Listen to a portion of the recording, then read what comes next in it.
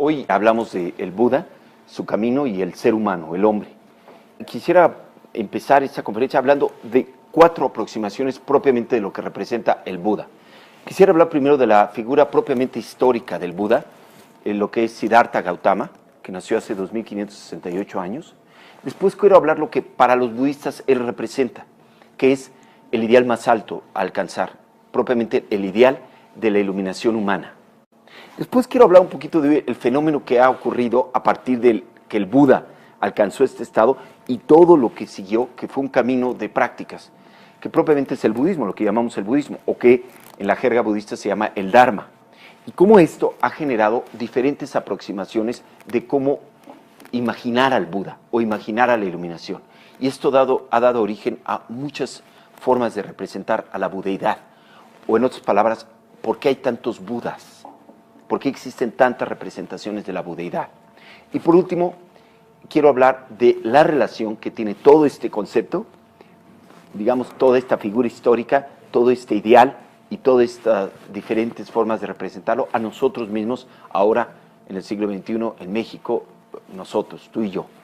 ¿Qué relación tiene todo esto y qué nos puede decir a nosotros? Esas son las 4 cosas que quiero hablar. Espero acabar antes de las 12 de la noche. No, sí. Espero acabar en 1 hora. Entonces me apuran si me empiezo a tardar. Ahorita déjenme ver. Muy bien. Son 5 para las 8. Primero quiero hablar del Buda histórico. Y lo primero que decir es que sí, fue una figura histórica. El fundador de lo que es el budismo ahora fue una figura de carne y hueso que nació hace 2568 años aproximadamente, diferencias de algunos años, depende a la escuela a la escuela histórica que te vincules. Sin embargo, sí corresponde lo que es el Buda a una figura histórica. Sí se ha comprobado con suficiente evidencia que hubo un hombre llamado Siddhartha Gautama que nació en lo que ahora es Nepal, pero que en ese entonces era el norte de India, hace 2568 años, y que tiene todas las, digamos, las evidencias duras con respecto a que fue una figura histórica. Esto es importante porque como estamos hablando de tanto desarrollo en tantos años, hay muchas figuras que todavía no se sabe si fueron históricas. Y aunque no lo crean, muchachos, todavía en algunos serios investigaciones, Cristo, el fundador del cristianismo, todavía no sobrepasa a algunos escépticos con respecto a la historicidad del Buda, a la historicidad de sí mismo, del Cristo. Es decir, todavía hay personas que piensan que Cristo no fue una figura histórica propiamente. Eso es importante. Ahora, Buda es un epíteto propiamente. Lo que es el Buda significa aquel que despertó, aquel que se dio cuenta. Y es el epíteto que usaban algunos de sus discípulos, posterior a lo que se conoce como su iluminación. El Buda propiamente, o el Buda ser, nació con el nombre de Siddhartha Gautama. Nació, como dije, al norte de India, en una parte que ahora es Nepal, y nació en el seno de una familia acaudalada, en lo que era un principado en esa parte de India, un tipo de regencia. Su padre era un acaudalado regente, tenía varias casas, era el jefe de un clan, de lo que ahora se conoce como el clan de los Sakyas o de los guerreros, y educó al joven Siddhartha en todas las formas, en todas las costumbres, en todas las artes de la nobleza o la aristocracia de ese entonces. El Buda se sabe que no aprendió a leer y a escribir, como tampoco aprendió Sócrates, como tampoco aprendió Cristo. Es decir, no era el tipo de educación que les daban en ese entonces a las personas. Entonces, sin embargo, lo enseñaron en las, digamos, aptitudes secuestres, le enseñaron un poco de la forma de adivinación, algunas formas de protocolos de guerreros, por supuesto, algunas formas de regencia. Lo que él iba a heredar toda una regencia. Ahora, en realidad la vida del Siddhartha no tiene gran impacto, más que algunas anécdotas que se nos cuentan. Realmente donde empieza la biografía, digamos, si le puedes llamar espiritual, de Siddhartha Gautama, fue a los 29 años, que es una edad muy particular para muchas tiene un simbolismo propiamente. Es una edad de mucha transición en lo que son las tradiciones antiguas. Es el momento de adultez propiamente, donde uno empieza a tomar completa responsabilidad por el curso de su vida. A los 29 años, él le fue conferido, como dice la historia, poder conocer el reinado que iba a heredar. Se invitó a sí mismo a conocer y salió de su palacio, de uno de sus palacios, a conocer lo que era el entorno que iba a heredar. Era pues, una ciudad bastante grande y pudo simplemente desfilar para que a sus futuros, digamos, a los que futuramente iba a gobernar, lo pudieran conocer. Sin embargo, pensaron algunas personas que estaban ahí involucradas con todos estos arreglos, que pensaron que lo más propio para una persona de su estatura, digamos, aristocrática, y de su, digamos, como para presentarse al mundo, sería bueno quitarle todas las cosas feas que pudiera haber. Limpiaron la ciudad y pidieron que las personas que no estaban tan bonitas o viejas o enfermas se quitaran del camino y que el Siddhartha pudiera ver puras a la ciudad en su mejor forma. Sin embargo, por alguna razón, el futuro Buda o Siddhartha tuvo 3 escenas que cambiaron su vida con esas salidas que tuvo del palacio. Primero lo que vio fue una persona enferma, como se ve usualmente en la India, incluso ahora. Cuando vas a India puedes encontrar personas enfermas y la enfermedad allá es muy quejosa.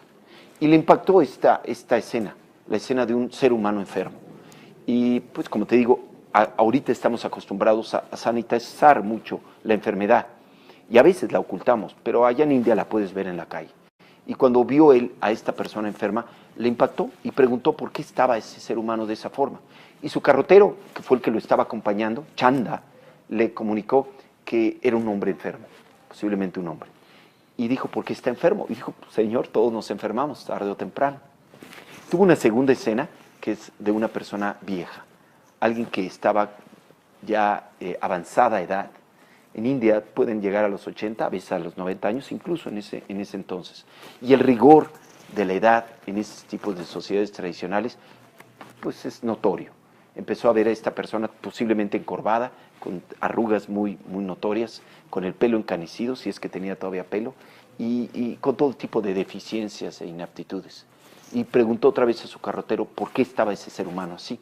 Parece que él estaba solo acostumbrado a ver personas jóvenes, muy jóvenes, o personas que estaban apenas alcanzando ni siquiera una vejez, una plenitud en su vida. Entonces, cuando vio a esta persona tan vieja, también le preguntó. Y su carrotero le dijo, Señor, esto es una persona vieja, como aparece en donde quiera, ¿no? Y él preguntó un poco inocentemente, ¿es algo que también me va a pasar a mí? Por supuesto, Señor. Esto también te va a pasar a ti, lo más sentido común. Se puede imaginar la tercera escena, ¿no? La tercera escena fue una persona muerta. En India, cuando las personas mueren, una procesión circula en las calles de donde están y enseñan a la persona muerta para que las personas le den su despedida. Y cuando casualmente pasó una caravana fúnebre y el Buda pudo ver, sentado desde su carruaje, a esta persona que había muerto. En India también muestran a los cadáveres, muestran la enfermedad, muestran la vejez y muestran la muerte. Y no es como la tradición es que aquí la mexicana o las occidentales en donde se esconde en una caja al muerto. No, el muerto está ahí a la vista de todo el mundo. Y lo que vio pues es un hombre, una mujer quizá, sin ninguna existencia, sin ninguna vida, sin ningún soplo de vida. Y también le impactó. Y su mente se fijó, se ubicó en él o en ella. Y le preguntó qué le había pasado a ese ser humano. Y el carretero nuevamente le informó, el sentido común, que había muerto, que era una persona que había muerto. Si te fijas, es algo difícil de explicar a alguien que nunca se ha topado con esa realidad, qué es exactamente la muerte, qué significa la muerte. Incluso ahorita es difícil saber, si un niño te preguntara qué es la muerte, quizás no serías muy claro o muy articulado con respecto a poder explicar qué es la muerte. Pero él tenía enfrente esa realidad inequívoca de un ser humano que antes había estado vivo, que ahora ya estaba muerto. Y que eso le hizo preguntar, ¿por qué está así o por qué pasa esto? ¿Y por qué o me va a pasar a mí también esto? Lo que su carrotero le dijo, por supuesto, Señor, todos morimos. Todos nos enfermamos, todos envejecemos, todos morimos. Ahora, para Siddhartha fue un impacto completo. No pudo más que irse a una reflexión profunda y sentir que todo el horizonte que hasta ese entonces estaba enfrente de su existencia se borraba. No sintió ninguna aspiración a llegar a ser el rey que iba a llegar a ser, o el regente que iba a llegar a ser más bien, ni sintió ninguna satisfacción en heredar lo que iba a heredar de sus padres, ni sintió ningún anhelo por continuar la vida que tenía en ese momento en su plenitud, un poco más, porque sabía que inevitablemente iba a llevar a la enfermedad, a la vejez y a la muerte.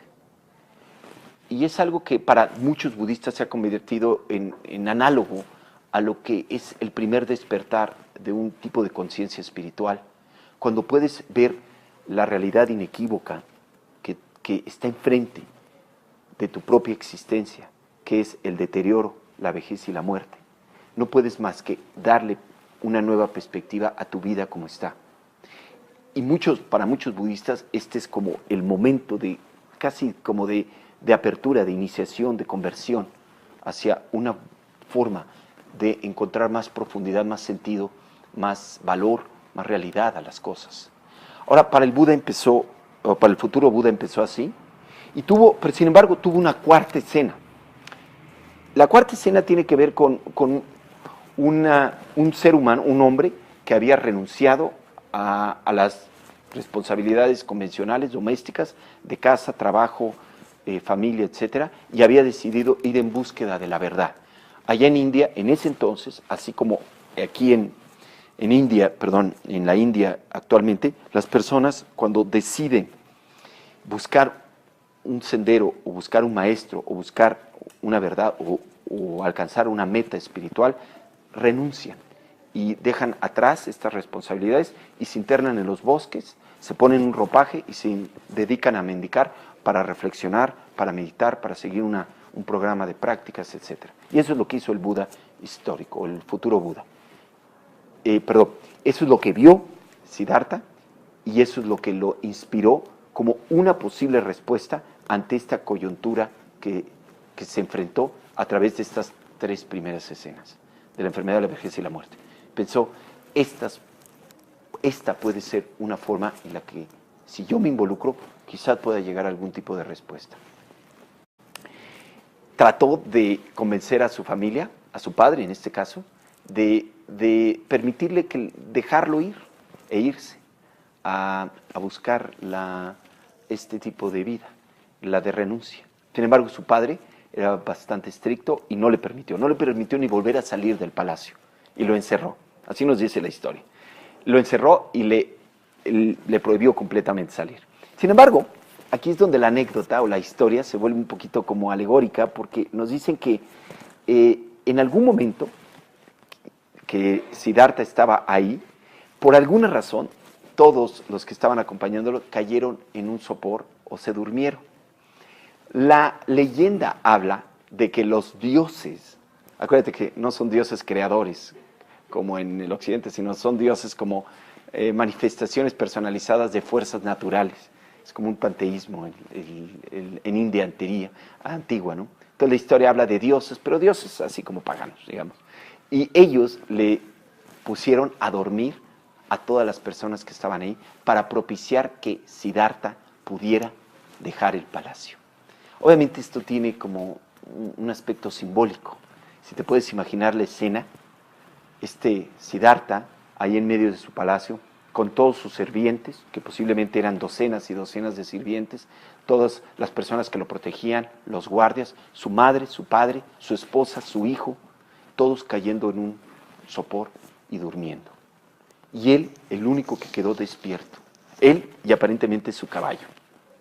Y en ese momento escogió salir de su palacio e irse. El simbolismo que esto adquiere en la tradición budista es que muchas veces cuando tú tienes una inquietud a un nivel, digamos, espiritual, a un nivel de cambiar tu vida, a veces los que menos te entienden son las personas que están alrededor tuyo, las personas que son más cercanas a ti. Cuando muchas veces uno despierta una convicción espiritual o a un deseo de involucrarse con la vida más profundamente, a veces es tu misma familia la que no te entiende y la que no entiende por lo que hay. Y aquí esto se simboliza con que toda la gente que estaba alrededor del Buda estaba dormida, dormida a la realidad que él había visto, de la enfermedad, la vejez y la muerte, dormida al aspecto inequívoco de la impermanencia de nuestra propia existencia, y que ellos simplemente se distraían de esa realidad y acababan como dormidos, y el Buda seguía despierto. Sin embargo, esto le permitió salir del palacio y salió. Ahora, tuvo la gentileza, la amabilidad o la practicidad de despertar a su carrotero, a Chanda, al que lo había llevado a conocer el lugar, y le pidió que ensillara su caballo y que se fuera con él. Obviamente Chanda, este hombre humilde que era su carrotero, que era su caballerango, el que le ayudaba con los caballos, tiene otra simbología. Chanda representa un tipo como de sentido común, hasta cierto punto ingenuo, que estaba ahí. Chanda, un hombre ordinario, pero con un sentido común muy grande, sí lo pudo despertar y se lo llevó, y los dos se fueron del palacio. Ahora, el Buda alcanzó a llegar a las faldas de un bosque, o del bosque que estaba ahí próximo. Acuérdate que India, en ese entonces, posiblemente México también, hace 2500 años, era prácticamente puro bosque, puro bosque. Había partes desérticas, obviamente, pero donde aparentemente en esa parte del norte de India eran bosques completos, que había claros donde se situaban las ciudades, pero saliendo un poco de las ciudades había bosques. Y el Buda decidió ir en busca de la verdad, o ir en renuncia, ir hacia adelante, a partir de internarse en un bosque. Pero cuando llegó con su caballo y llegó con su carretero, Chanda le dijo: Señor, aquí yo no le entro, aquí me quedo yo no lo acompaño. Que es algo interesante si te fijas, porque otra vez unas personas con las que te sientes que te han acompañado, que has estado tan cercano, y cuando llegas a ciertos límites de comportamiento, de lo que tú indicas, a pesar de que haya tanto cariño y todo, deciden no ir. Pero ahora, acuérdate que es la India de hace 2500 años, y los bosques no tenían el cariz ecológico que tienen hoy en día. Los bosques en la antigua India representaban un borde entre la civilización normal, ordenada, y los parajes inhóspitos, salvajes, en donde había bestias depredatorias, había manadas o hordas de personas que se dedicaban a matar, y sobre todo se creía que en los bosques residían espíritus malignos que podían llevar a cabo. Entonces, los bosques, cuando tú leas en las escrituras antiguas y hablen de bosques, el bosque representaba para la psique colectiva como un borde entre la salud mental y la posible locura. Cuando tú te internabas en un bosque, te estabas internando en las zonas más vulnerables de lo que había.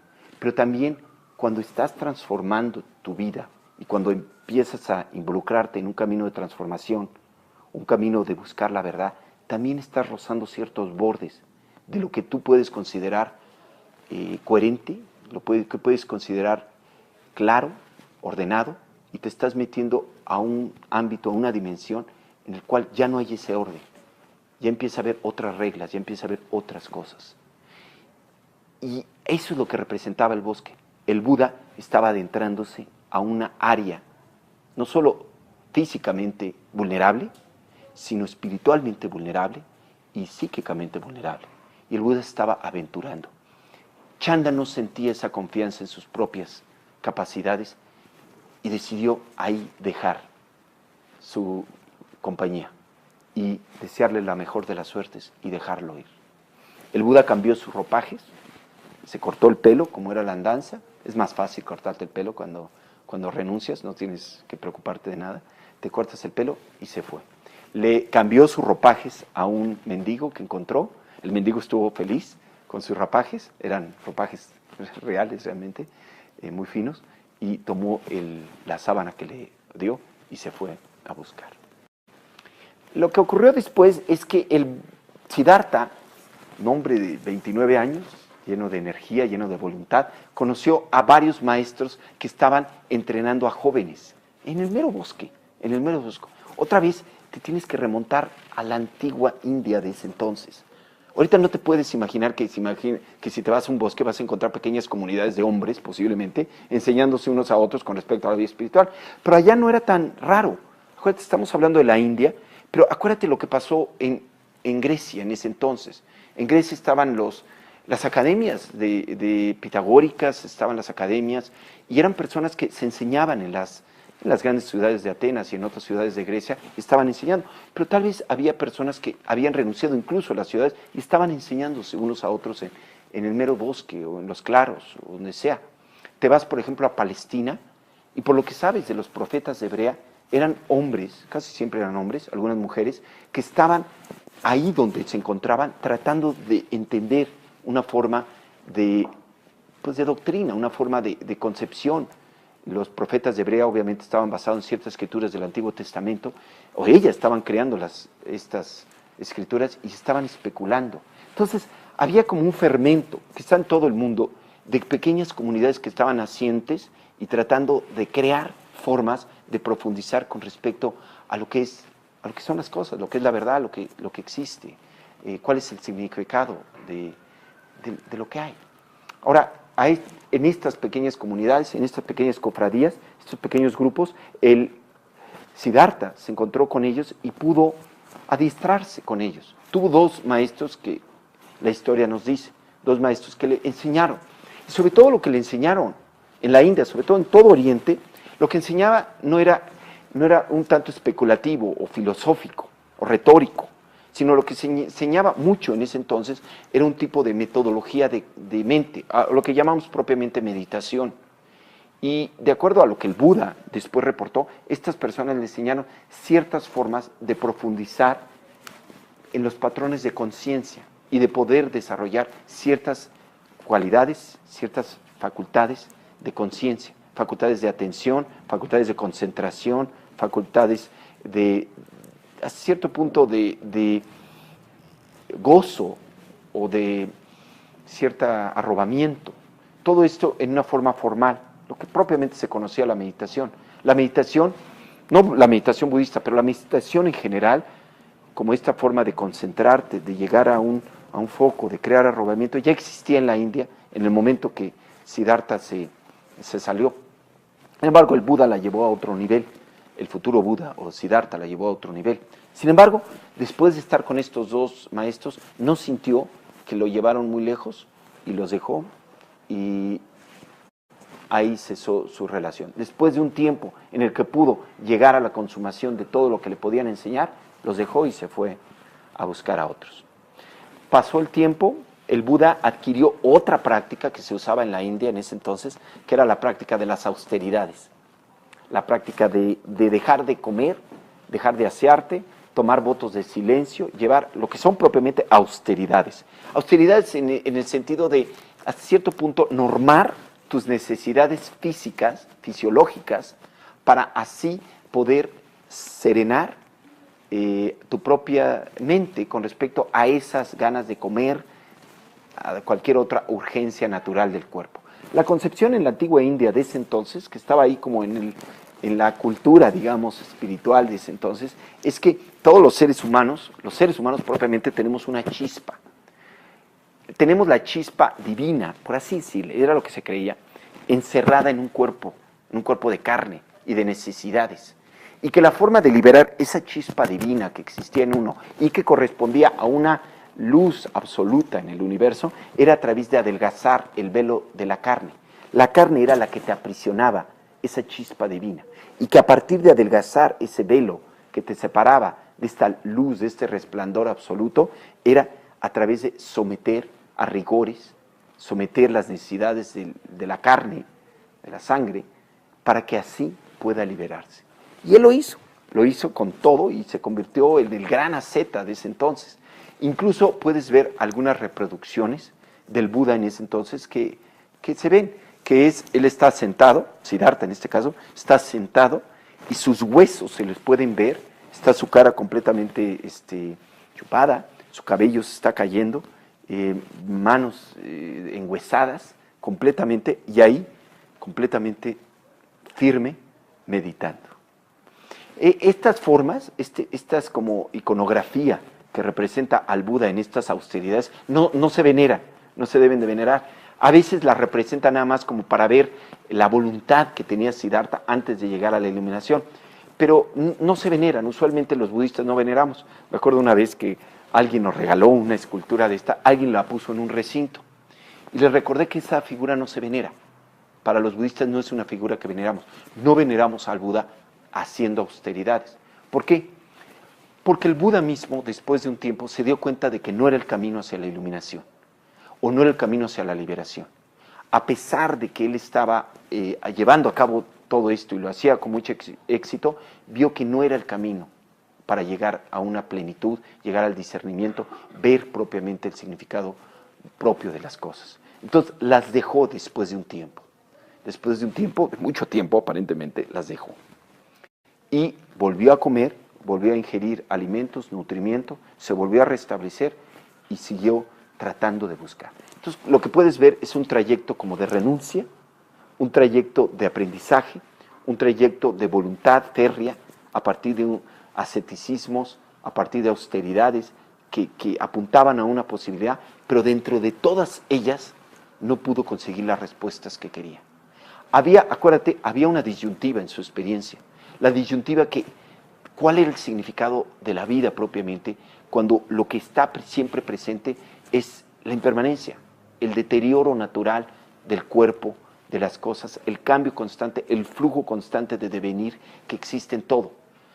¿Cuál es? Y también sentía como una profunda insatisfacción a partir de esto, una profunda ansiedad existencial a partir de no encontrar el sentido propio de esto. Estos eran como el firme que estaba informando su anhelo de encontrar algo que trascienda esto. Ahora, Siddhartha recordó que cuando era muy joven, cuando tenía aproximadamente 15 años, su padre lo llevó a un lugar a presenciar las festividades de la siembra, y que el joven Siddhartha se sentó simplemente a observar. Lo que te puedes imaginar era un paisaje idílico. Posiblemente estaban empezando las lluvias, o iban a empezar las lluvias, estaba realmente las cosas floreciendo, estaba perfecto. Y él ahí, esperando a que su padre abriera las siembras, simplemente, sin quererlo, cayó en una absorción. Absorción en este caso, podrías casi decir que era como un estado de absorción espontáneo, súbito. Absorción en este caso es que él se sintió, quiere decir en este caso que él se sintió completamente enfocado, completamente sereno y completamente sensible. Algo de lo que tratamos de hacer cuando estamos meditando. Ahorita que estabas meditando, le diste un foco a tu mente, el foco de tu propia experiencia respirando, pero al mismo tiempo estabas alerta. No solo estabas enfocado, sino estabas alerta, tratabas de estar alerta, pero a la vez, al estar tranquilo y bien equilibrado, pudiste desarrollar como cierta tranquilidad. Pero aunado a esto estaba un nivel de sensibilidad, estabas sensible. Entonces tenías una característica emocional de sensibilidad, una característica cognitiva de foco, y al mismo tiempo tenías cierta tranquilidad de cuerpo. Ahora, estos tres aspectos, cuando los puedes conjuntar de una forma gradual, te pueden llevar a una absorción natural. Y la absorción natural es un estado en el cual estás completamente enfocado, sin distraerte. Tu mente está en un flujo constante, ininterrumpido, de foco, sereno y sensible. Y esta calidad propiamente de la mente es algo es algo que puedes llevarlo naturalmente a una contemplación. Ahora, Siddhartha recordó que él, de una forma espontánea, natural, cayó en ese estado cuando tenía 15 años. Y en ese momento, después de haberse dado cuenta de que habían fallado otros métodos, confió que quizás por ahí habría una forma de poder encontrar una profundidad o una, digamos, umbral desde donde sus respuestas o las respuestas de las preguntas que buscaba se pudieran contestar. Permaneció, empezó a meditar, como la representación que ahorita tenemos, abajo de un árbol, de lo que ahora es una higuera, de lo que se conoce como una higuera, y se quedó ahí durante varios días, en una absorción perfecta, en un foco claro, en una serenidad completa, y pudo llevar a su mente a este foco. Dentro de este estado sereno, lúcido, claro, enfocado, pudo derivar una contemplación natural con respecto a aquello que lo estaba inquietando más. Este hecho inevitable de que las cosas cambian, este hecho inevitable del devenir de todo lo que existe, esta insatisfacción que existe en cualquier ser humano sensible y consciente de que no puede controlar este devenir y este cambio. Y por último, lo que está encerrado en estos dos, que es como una carencia de esencialidad, una carencia de algo fundamental que no cambie. Parece que todo está en un natural patrón de devenir. Todo está surgiendo y cesando para surgir nuevamente y cesar. Sin darse cuenta, él estaba viendo las características propias de la existencia. La existencia como se nos presenta a todos, que tiene que ver con un cambio natural, con un devenir, con una impermanencia incluso, con un florecer y cesar de ser. A partir de ubicar esas características, a partir de ver, y sobre todo a través de esta sensibilidad, este foco y esta lucidez, pudo alcanzar un estado de discernimiento, pudo ver, pudo darse cuenta, pudo percatarse, alcanzó lo que propiamente en el budismo llamamos una iluminación, un despertar, se dio cuenta, alcanzó. Podrías decir que ahí es el momento en el que el budismo se inició, o lo que ahora, por lo que ahora se le conoce a Siddhartha Gautama por el Buda.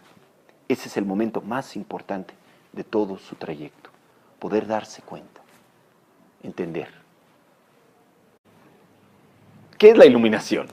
A ver, bueno, ya ahí quedó la biografía del Buda, ¿no? Ya lo que sigue, bueno, es muy bonito, pero ya tiene que ver con cómo, después de que él consiguió este estado de discernimiento, de ver las cosas, ¿qué pasó? Pues se dedicó a enseñarlo, se dedicó a compartirlo, se dedicó a encontrar personas receptivas a las que les pudiera compartir esto. Y continuó renunciando y fue una seta por toda su vida, que es interesante este hecho. El Buda nació por un incidente, nació al aire libre, porque su madre iba a camino a la casa de su propia madre para dar a luz, pero no pudo llegar y tuvo el hijo, o tuvo a Siddhartha en el campo, al aire libre. El Buda alcanzó la iluminación al aire libre, no sé cómo decirle de otra forma, en el campo, digamos, y el Buda murió en el campo. Estos tres eventos que marcan lo más importante de su existencia fueron o tomaron lugar en el campo, con los elementos, con las cosas. ¿Qué significado tiene? Pues ahí cada uno le puede dar muchos significados. Pero para el budismo siempre ha sido muy importante nuestra relación con el entorno, con el universo, y sobre todo con el universo natural. Inevitablemente cuando estás desarrollando una conciencia meditativa, una conciencia ética, una conciencia moral, una conciencia espiritual, llámale, meditativa, inevitablemente te vas a ser mucho más consciente de tu entorno. No un entorno de plástico o de metal, sino un entorno natural, un entorno de la naturaleza, el entorno que hay con los animales, el entorno que hay con la naturaleza, el entorno que hay con el universo, con los cambios, con las fluctuaciones que existen en todo el universo natural. Esa sensibilidad crece a la par de que crece tu desarrollo de conciencia. Y posiblemente es lo que trata de, bueno, es lo que inevitablemente, donde participó todos esos cambios en la existencia de Siddhartha, en ese tipo de entornos. No fueron en un templo, no fueron en un paraje, no fueron en una iglesia, no fueron en su casa, fueron siempre en contacto con la naturaleza. Ahora, ¿qué es la iluminación para los budistas? Nada más quiero aclarar ese término, porque no es un término tradicional, iluminación. Es una, casi podrías decir como que es una metáfora, ¿no? Se iluminó, pero habla como que una luz descendió. La palabra propiamente del budismo que habla de esto es Samya Sambodhi, es lo que se habla. Samya significa perfecto completo, Sambodhi significa perfecto despertar. Entonces fue un completo despertar el que tuvo Siddhartha, completo despertar. Y creo que es también metafórico, pero habla de otra forma. Lo que el Buda tuvo fue un despertar. Y la analogía o la metáfora habla de una transición de conciencia, entre una conciencia dormida o una conciencia adormilada y una conciencia despierta. Y realmente es análogo a lo que...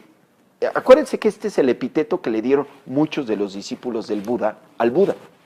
El Buda, pues no le llamaban, ay, ¿qué pasó Siddhartha? Le llamaban como respeto sus discípulos, después de varios años que reconocieron lo que había llegado y que algunos de ellos lograron llegar, le dijeron, le ponían muchos epítetos. Por ejemplo, le ponían el epíteto de Bhagavan o el epíteto de Jina, el conquistador. ¿El conquistador de qué? Del plano trascendental. Le ponían el epíteto de Tathagata o incluso el epíteto del Buda. Pero de alguna forma el del Buda se quedó y es así como llegó a nosotros. Pero pudo haberse quedado Jina o Jina y a nosotros ahorita nos conocerían como los janistas o Bhagavanes y nosotros seríamos los Bhagavanistas.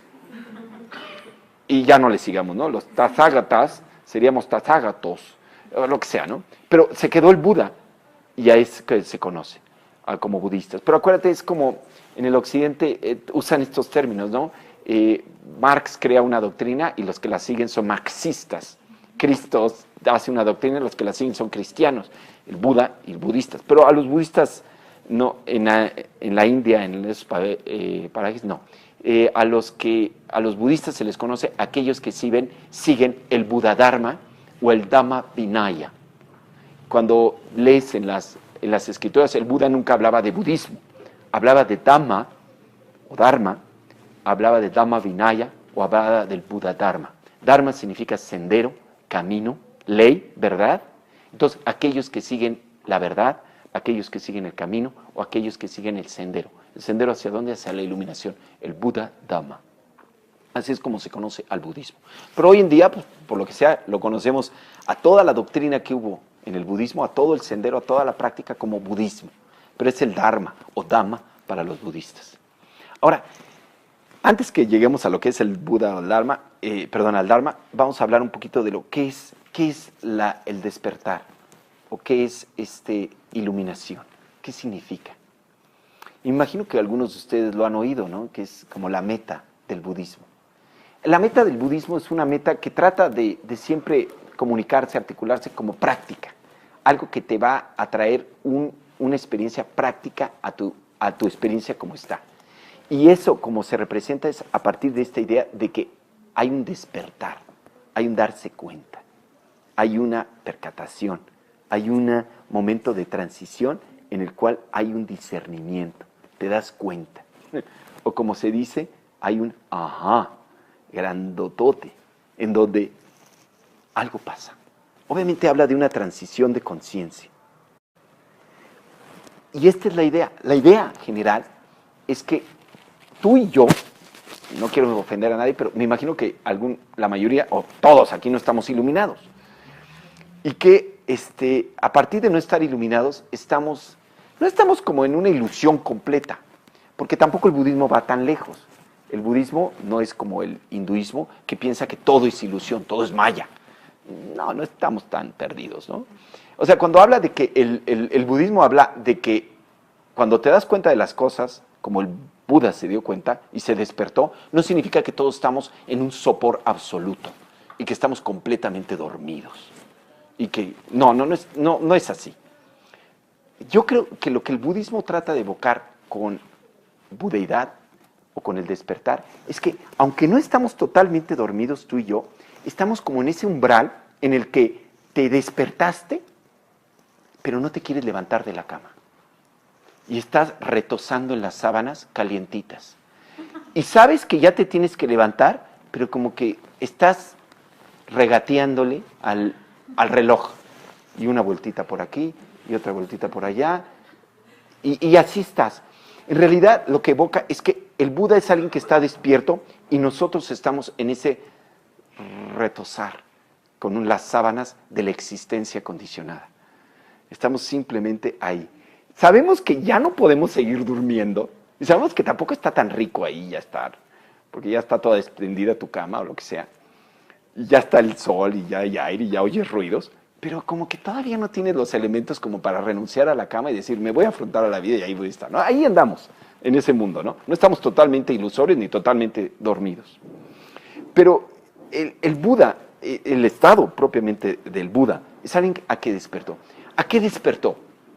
Despertó a la verdadera naturaleza de las cosas. Pudo ver las cosas como son. Y a partir de ese reconocimiento completo de la naturaleza propia de las cosas, está existiendo, está siendo.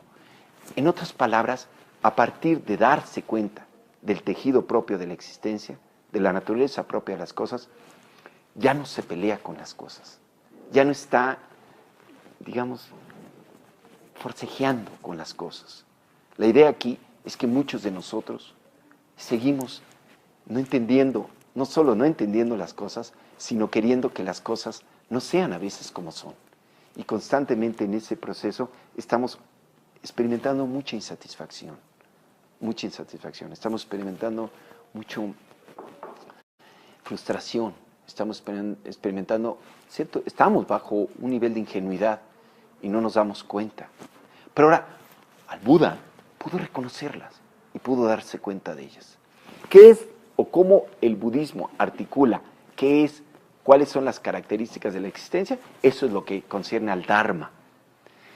Y propiamente, pues ya hay una pista de eso, a partir del hecho inequívoco que el Buda, con lo que empezó su existencia, con lo que empezó su sendero de liberación y lo que le ayudó a descubrir el importe de las cosas, que es este aspecto de que todo está en un constante devenir, todo está transformándose, todo está cambiando.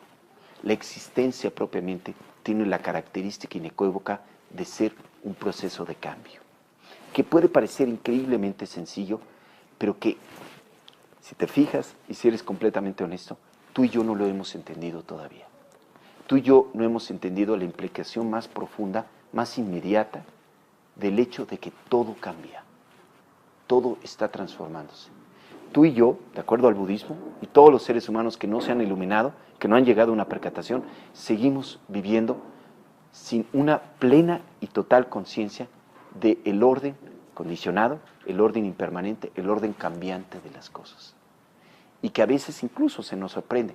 Nos sorprende qué rápido nos estamos envejeciendo, nos sorprende cuando las cosas dejan de funcionar, nos sorprende cuando a partir de un cambio normal las personas se van, se mudan, cambian, se mueren, cambian sus humores, cambian las cosas. Nos sorprende a veces hasta la hora que es, cuando nos damos cuenta. No tomamos en cuenta cómo las cosas están cambiando y todas sus implicaciones. A partir de ese hecho tan inequívoco, vivimos hasta cierto punto en un estado de relativa ingenuidad, en donde no entendemos totalmente algo como este principio, esta característica de todas las cosas. Además tiene muchas más implicaciones no entender esto. No entendemos la muerte, no entendemos las separaciones, no entendemos nuestro cuerpo, no entendemos muchísimas cosas. Ahora, en ese sentido vivimos, a cierto punto, adormilados. Ahora, el budismo no le preocupa tanto la filosofía, digamos, o la sintomatología de todo esto que experimentamos. Más le preocupa al budismo o al Buda tratar de que entendamos cómo podemos llegar a un estado de despertar. Y la iluminación o el despertar consiste tradicionalmente en tres cosas, que es propio lo que tenemos. Consiste en un estado, primero, de discernimiento, un estado de darse cuenta, un estado cognitivo en el cual te das cuenta. Hay un insight. Ajá. Segundo, tiene un constituyente, digamos, sensible o emocional, casi hedónico, y tiene que ver con una sensibilidad hacia todo lo que existe. La iluminación no es nada más un frío discernimiento con respecto a la naturaleza impermanente de todas las cosas, sino que tiene una contraparte emocional de sensibilidad hacia todo lo que experimentas. En otras palabras, el constituyente que está a la par de lucidez, claridad o discernimiento o sabiduría es la compasión. Cuando alguien alcanza la iluminación, la budeidad, no solo ve las cosas como son, sino siente una sensibilidad profunda hacia todo lo que existe y en el caso, cuando encuentra el sufrimiento, una compasión. El tercer aspecto que evoca la iluminación es, digamos, un poco más volitivo. Tiene que ver con una experiencia de libertad, de espontaneidad, de trascender condicionamientos. Una perfecta y sobrada libertad de todas tus energías. Una completa espontaneidad. Es el aspecto volitivo. Entonces tiene un aspecto cognitivo, un aspecto emocional y un aspecto volitivo, que son propiamente las tres características de la condición humana. Tú, yo, todos los seres humanos tenemos un aspecto de discernimiento, de razón, cognitivo, un aspecto sensible, emocional y un aspecto volitivo, una voluntad. Y son esos tres los que se transforman cuando llegas a despertar o llegas a ver las cosas como son. Todo el programa de práctica que tiene el budismo o que intentó enseñar el Buda a lo largo de su vida tiene que ver con transformar aspectos cognitivos, aspectos emocionales de tus personas y aspectos de tu propia voluntad. Y a partir de una transformación de esos tres aspectos de tu persona, puedas llegar a ese mismo discernimiento, a esa misma sensibilidad y a esa misma libertad que tuvo el Buda cuando alcanzó propiamente a experimentar las cosas como son. En eso consiste. Propiamente la iluminación es un programa, es una propuesta, es como un ideal, es como algo que se nos presenta enfrente a todos los budistas, as algo que alcanzar. El Buda para los budistas no es un dios, el Buda no es la autoridad suprema en el universo, el Buda es un ejemplo a seguir. Todos los budistas, cuando nos creamos recintos, cuando nos inclinamos ante la figura de la budeidad, de un Buda, estamos simplemente creando una receptividad hacia ese ideal y estamos evocándola de una forma que nos inspire, que nos llame, que hermosamente nos conduzca hacia esa posibilidad y que nos recuerde sobre todo que así como el Buda alcanzó este estado, nosotros, tú y yo, podemos también alcanzarlo. Del mismo modo que el Buda experimentó una insatisfacción a partir de ver la enfermedad, la vejez y la muerte, nosotros también experimentamos esa confusión, esa insatisfacción, pero que si intentamos a través de un esfuerzo gradual, sistemático, podemos transformarnos a llegar a ver, como lo que él vio, algo que trascienda esa insatisfacción y algo que nos lleve a una libertad, una sensibilidad, un reconocimiento propio, un despertar, un darnos cuenta. Y eso es lo que es la iluminación propiamente, esta posibilidad inequívoca que se nos pone enfrente y que obviamente requiere como cierto como comprensión. Cuando realmente si te fijas, el concepto de la iluminación no es un concepto, o el concepto de despertar, o el concepto de un discernimiento espiritual completo, no solo psicológico, sino trascendental, es algo que no existe mucho en la cultura occidental. En la cultura occidental los ideales espirituales no se engloban o no se articulan en esos términos.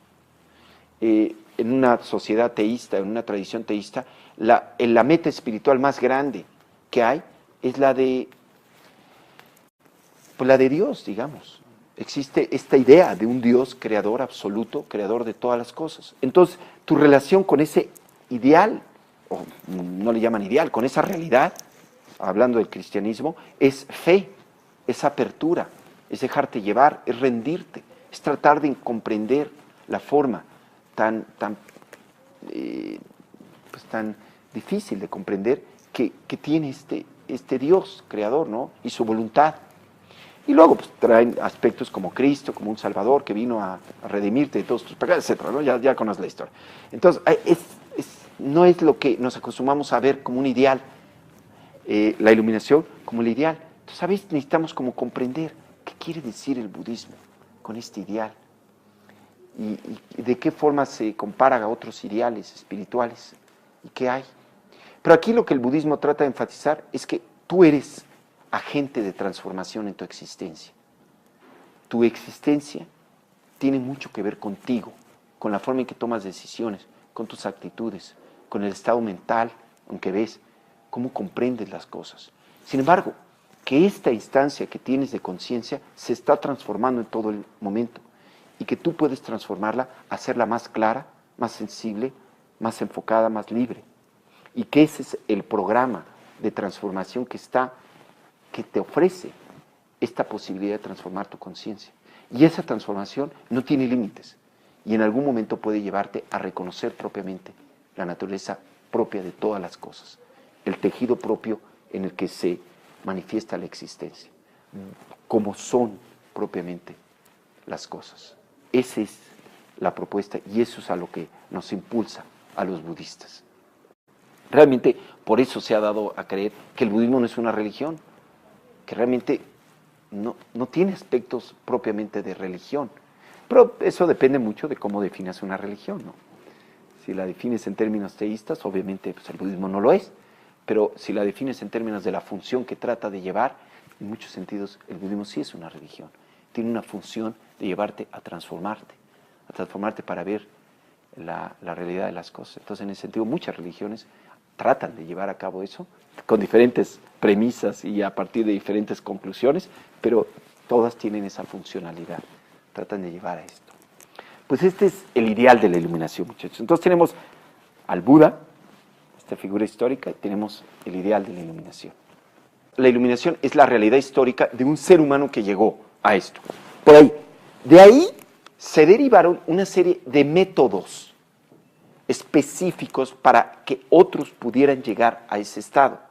Métodos que conciernen una parte como de transformación de conciencia a través de la meditación o ciertos ejercicios, una forma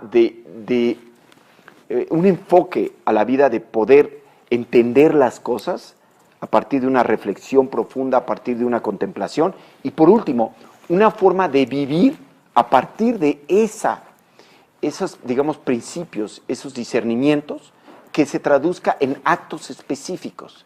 Entonces, el budismo es propiamente una visión, una serie de prácticas y una serie de acciones. Al budismo lo que más le importa no es qué tanto sepas con respecto a que especules o que debatas o que te articules con respecto a la posibilidad de la iluminación, sino qué tanto te transformes a partir de ese ideal. Al budismo le importa más la transformación personal que pueda entablarse a partir de reconocer una posibilidad más grande de ser, la que sea. Y aquí la articula en términos de despertar, iluminación. Y la representa con un hombre hace 2500 años que lo alcanzó. Entonces está la realidad histórica, está la posibilidad, digamos, escrita, descrita con respecto a, hay una forma más alta de ser. Y está este programa, esta metodología, esta forma de práctica que te puede llevar a hacerlo. Que ahora no es algo como de experiencia lejana, sino que a partir de que tú empiezas a informar ciertos aspectos de claridad en tu propia persona, de sensibilidad, de empatía y todo, ves que empieza a transformarse tu conciencia. Y a partir de esa transformación te haces más sensible de lo que está, que en sí crea un feedback consecuente de echarle más ganas y etcétera, ¿no? Hay como un constante ir. Entonces, para el Buda lo más importante, el Buda enfatizaba que el Buda describía su enseñanza en términos de una balsa y decía, muchachos, vean al Buda Dharma, propiamente al budismo, como una balsa que te lleva a cruzar de una orilla, la orilla de lo condicionado, la orilla de este orden, a otra orilla, la orilla absoluta trascendente, y que la utilizas para llegar. Pero les hacía una pregunta, así como un hombre o una mujer que ya ha cruzado la otra orilla, con esa balsa, ¿qué haría con esa balsa? ¿La sigue cargando después de haberla cruzado? Y decía, no, señor, la deja ahí. Del mismo modo, ustedes tienen que dejar el Buda Dharma, tienen que dejar el budismo. El budismo es la única religión que se relativiza a sí mismo o se refuta a sí mismo, diciendo, es algo que te va a llevar a la otra orilla, pero esto que te lleva no es eso. Es el dedo que apunta a la luna, pero no es la luna. Sería muy tonto quedarte viéndote el dedo cuando el dedo es nada más algo que señala algo más. El Buda Dharma todo lo que es el sendero apunta, son medios, es metodológico, es instrumental a algo más. ¿Qué es eso más? Es la transformación de todo tu ser, de toda tu conciencia para llegar a ver las cosas. Y esa es la meta más importante, llegarlas a ver. Entonces, de alguna forma, el budismo es el intento que hizo el Buda a lo largo de su existencia y el intento que han hecho otros budistas que han llegado a esa meta para prestarse de herramientas, de algo, de instrumentos para que lleguemos a nuestro completo potencial último. Pero ¿quién define? O sea, ¿Quién define qué? Siddhartha Gautama se autodefinió como un iluminado. Sí, claro. Sí, claro, por supuesto. Como dijo, yo soy iluminado, porque Osho también ya dijo que es iluminado. Entonces, tiene competencia el Buda, ¿verdad? Y fuerte. Obviamente. No, pero ¿cuál sería la pregunta? No, o sea, ¿por qué se definió yo estoy iluminado?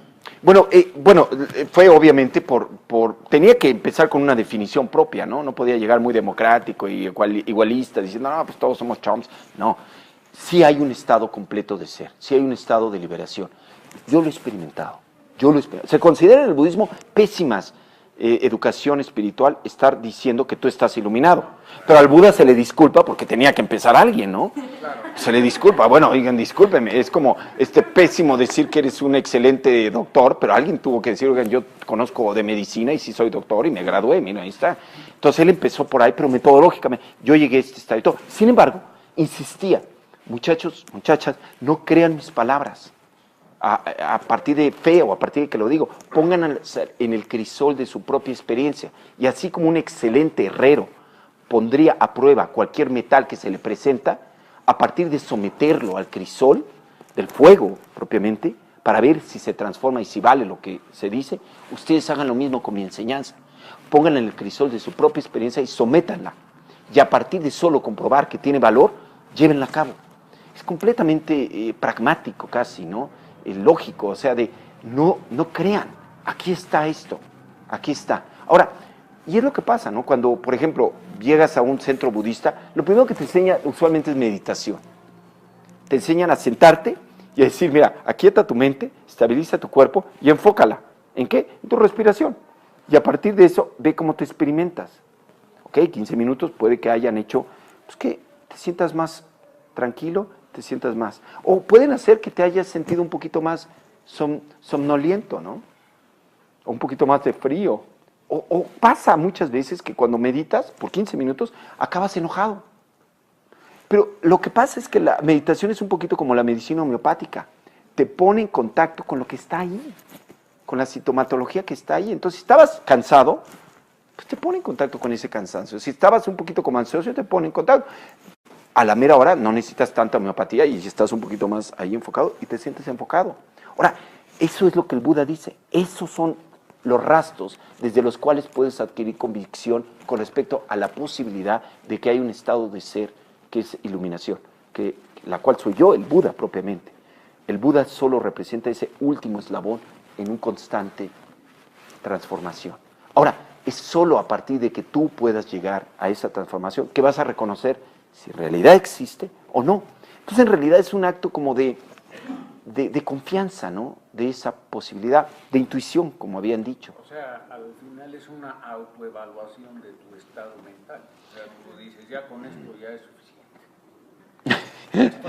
Estoy iluminado o alumbrado, no sé. Ahí párale, porque ya llegó la cosa, ya calentó suficiente. No estoy seguro, porque no sé, pero... No, acuérdate, el Buda decía, el Buda se autonombraba él, ni filósofo, no se autonombraba ni sacerdote, ni nada. Se autonombraba, a él se decía a sí mismo como un médico. Un buen médico, un physician se decía, ¿no? Como un médico. Un buen médico, lo que hace primero es que da un diagnóstico. Y el Buda fue lo primero que hizo. Lo primero que especificó cuando alcanzó la iluminación y abrió todo el budismo fue a partir de lo que ahora se conocen como las 4 nobles verdades. La verdad de la insatisfacción o el sufrimiento, la verdad de la causa del sufrimiento, la verdad del cese del sufrimiento y la verdad del camino que lleva al cese del sufrimiento. Ahora, si te fijas, empezó con un diagnóstico universal de la condición humana.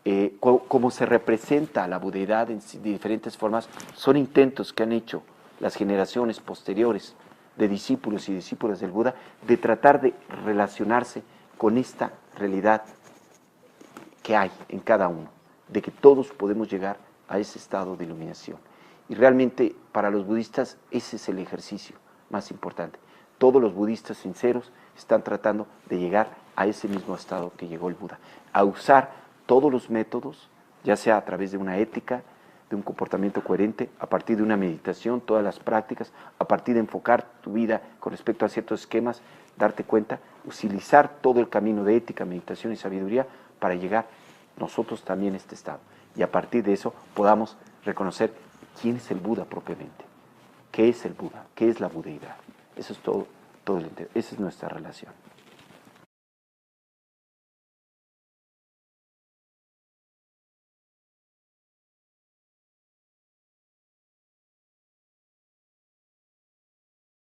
Nosotros, tú y yo, ¿qué relación tiene todo esto y qué nos puede decir a nosotros? Esas son las 4 cosas que quiero hablar. Espero acabar antes de las 12 de la noche. No, sí.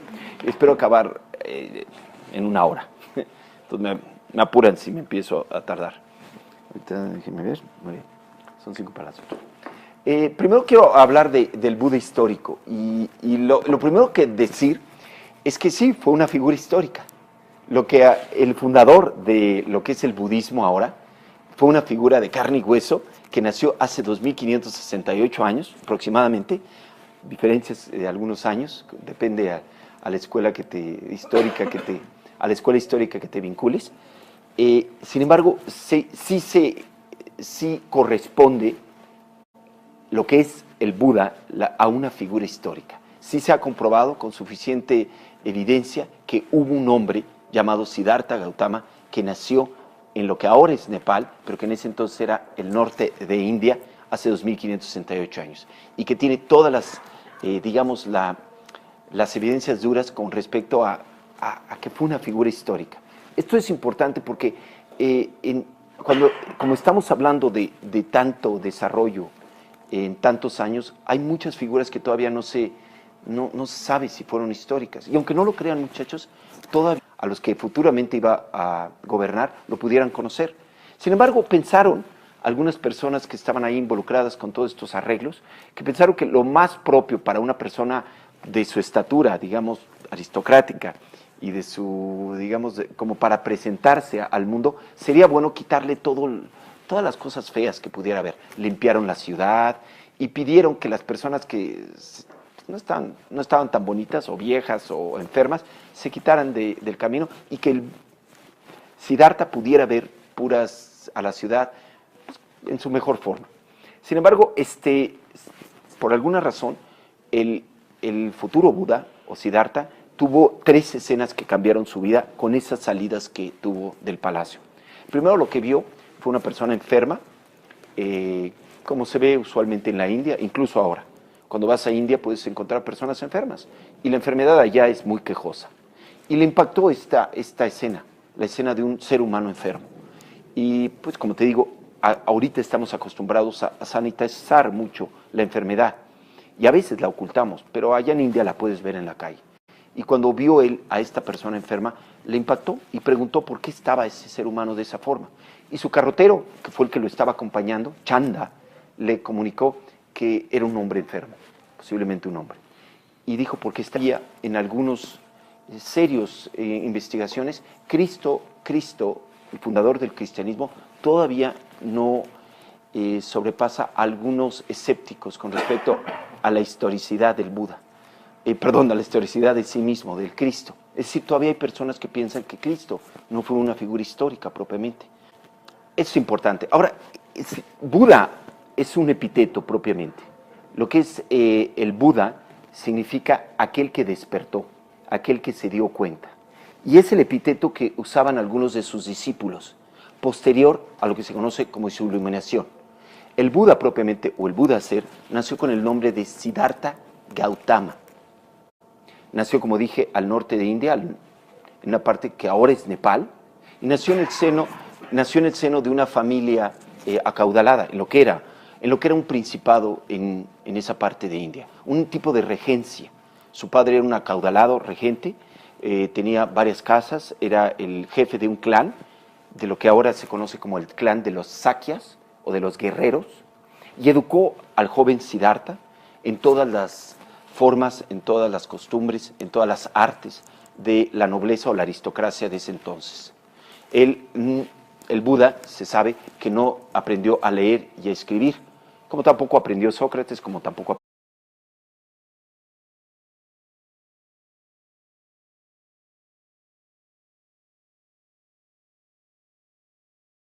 Hoy hablamos del Buda, su camino y el ser humano, el hombre. Quisiera empezar esta conferencia hablando de 4 aproximaciones propiamente de lo que representa el Buda. Quisiera hablar primero de la figura propiamente histórica del Buda, lo que es Siddhartha Gautama, que nació hace 2568 años. Después quiero hablar lo que para los budistas él representa, que es el ideal más alto a alcanzar, propiamente el ideal de la iluminación humana. Después quiero hablar un poquito del fenómeno que ha ocurrido a partir de que el Buda alcanzó este estado y todo lo que siguió, que fue un camino de prácticas, que propiamente es el budismo, lo que llamamos el budismo, o que en la jerga budista se llama el Dharma. Y cómo esto ha generado diferentes aproximaciones de cómo imaginar al Buda o imaginar a la iluminación. Y esto ha dado origen a muchas formas de representar a la budeidad. O en otras palabras, ¿por qué hay tantos Budas? ¿Por qué existen tantas representaciones de la budeidad? Y por último, quiero hablar de la relación que tiene todo este concepto, digamos, toda esta figura histórica, todo este ideal y todas estas diferentes formas de representarlo a nosotros mismos, ahora en el siglo XXI, en México, nos prendió Cristo, es decir, no era el tipo de educación que les daban en ese entonces a las personas. Entonces, sin embargo, lo enseñaron en las digamos, aptitudes secuestres, le enseñaron un poco de la forma de adivinación, algunas formas de protocolos de guerreros, por supuesto, algunas formas de regencia, lo que él iba a heredar toda una regencia. Ahora, en realidad la vida del Siddhartha no tiene gran impacto, más que algunas anécdotas que se nos cuentan.